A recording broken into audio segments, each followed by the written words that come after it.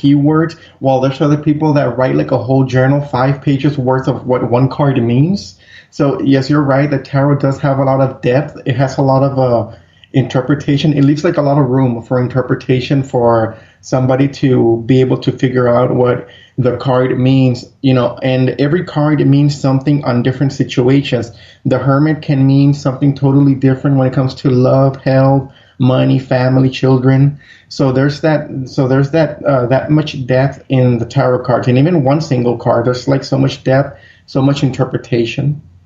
Yeah, when you really know the full understanding of just one card, it's amazing the amount of information, and you could literally do almost an entire reading with just one card, and looking at how that affects every area of a person's life. So it's not just a question of, oh, does this person love me, or how's my job going? You can also blanket question, what's going on in this person's life, and use that one particular card in every single instance, and has it, how it affects each different area of somebody's life, because we know everything is intertwined. Mm-hmm. Correct. Now you make your own decks, the Beautiful Creature Tarot, and you just came out with the Beautiful Creature Tarot deck number 2. Correct. So, where did you get your inspiration for your particular cards? For the Beautiful Creatures Tarot, and there's so many people ask me, how did you go about in creating a tarot deck with Jasmine Beckett Griffith? Because honestly, Jasmine, she's like a world-renowned, illustrator.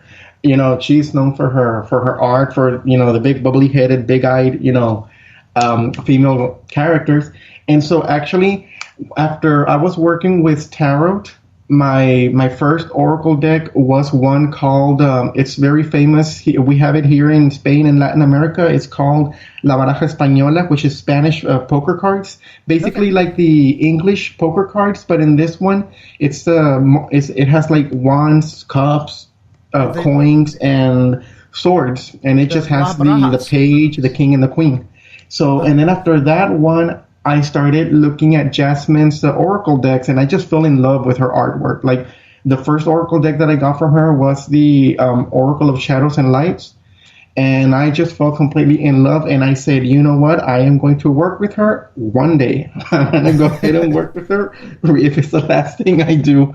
And so basically that's how I ended up creating the Beautiful Creatures Tarot. At that point, she was busy. How some illustrators are busy doing like work for companies, or they get hired and they start drawing things like for Disney or so forth. So we made an agreement. I told her, would it be okay if I look at your portfolio and I can pick the tarot cards from there? And so she showed me her portfolio, and it was extensive. And then she said, the ones you see here with these symbols, they're taken. But the ones that you see here, they're free. So that's how, and then I started seeing the symbols, and people would tell me, but the hermit, the image that you use for the hermit card doesn't really match the hermit card. So how did you go about it? And I told them, as crazy as it sounds, since it was just like a passion to create this tarot deck, I went ahead and just let those characters, those creatures talk to me, kind of like, I told him it was like I was auditioning actresses for a different, for movie roles. Right. So I saw one and I said, you know what? She reminds me of the Hermit. No, this one does not remind me of the Ten of Wands. She can always go to the eight of coins, and that's how it all played out. That's how everything fell into place. And of course, in the first edition, there were no keywords. It was just like that. People had to like study the companion book. But it's sad and depressing to see how many people don't read the companion book on a tarot deck. They just try to dive into it. They get lost and they complain. So it's kind of like, well, that's why there's a companion book. If not, there was going to be a little white book. Despite that the first edition did very well, my publisher told me, do you want to go ahead and do a second printing? And I told him, how about we do a second edition? And that's when they told me, okay, that sounds good. I mean, in spite that it's been selling very well, we can go ahead and do a second edition for you. And they had asked me, what would you want on it? And that's when I said, okay, this is a this is a list of the things that I want on the second edition. Basically, the things that were cut out from the first edition or that I wasn't able to add, I just went ahead and moved them to the second edition, which was a fully colored illustrated book, a little bit more explanation, elaboration on the court cards, which are basically the court cards are basically tied to astrological signs. Like, for example, you'll have the image of Capricorn, but it's going to be called the Queen of Pentacles.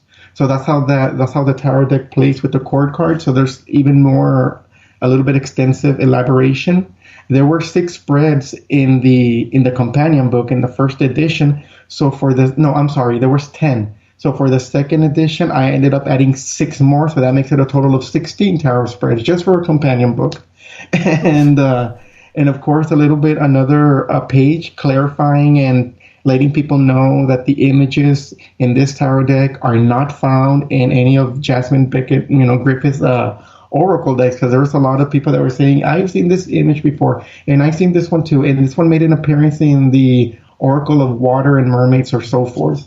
So I went ahead and explained that the images weren't recycled for this tarot deck. And despite that Jasmine was very busy, I took it upon myself to make sure that I had all her oracle decks, so I had to make sure that none of them, that I wasn't recycling any images into the tarot deck.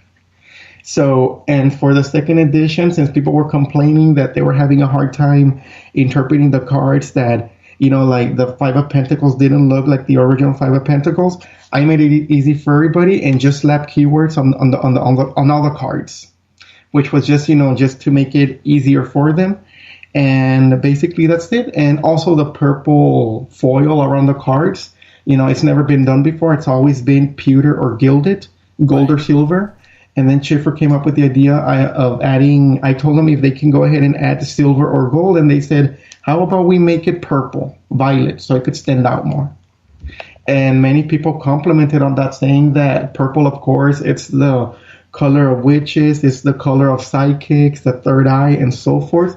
So many people make that connection with the color purple. So when they use, and I've had some people tell me, when I would use your first, they say, don't take offense, but when I used your first edition, it did nothing for me. But when I used your second edition, it did a whole lot for me.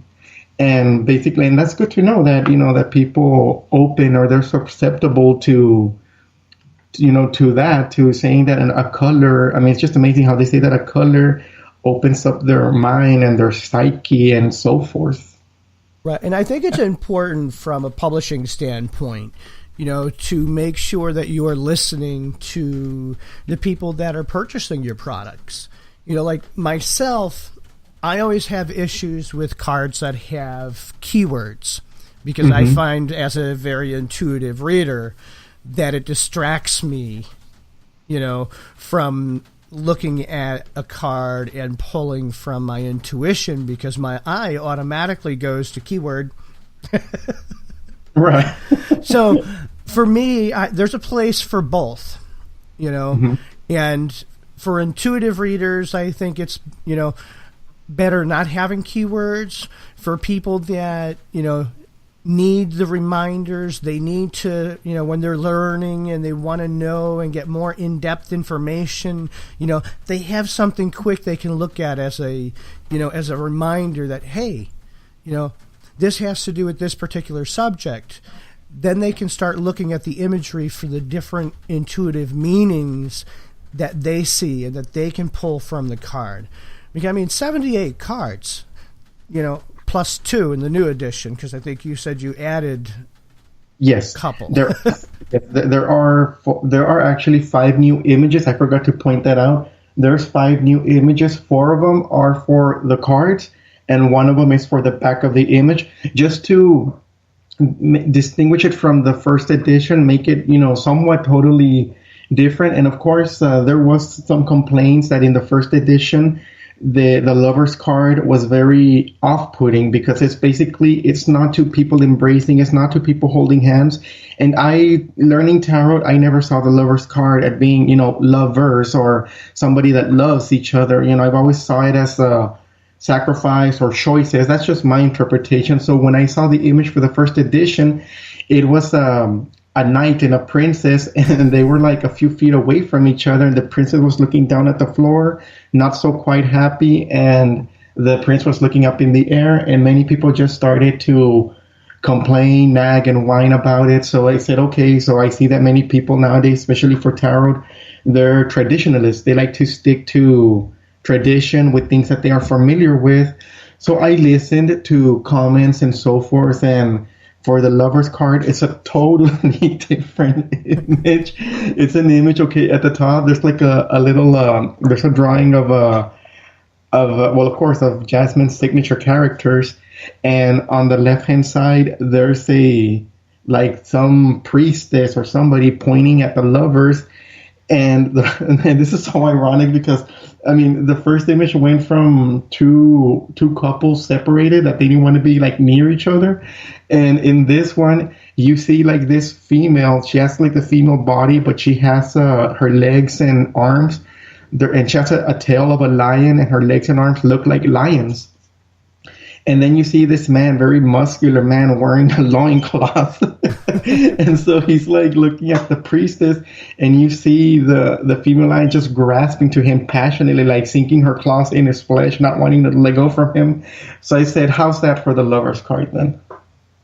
It's important when we're looking at, imagery, symbolically, whether it's traditional or not, to understand all the meanings of the cards, because the lovers is about love.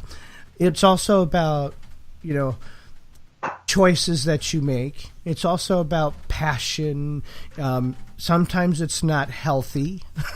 When you sit and you think about love and relationships and everything that those things entail, the choices that you give, the sacrifices that you make for the person that you're involved with, whether it's, an actual lover, or whether it's your work-related, relationship, or whether you have that kind of a relationship money-wise, there's multiple ways to look at it.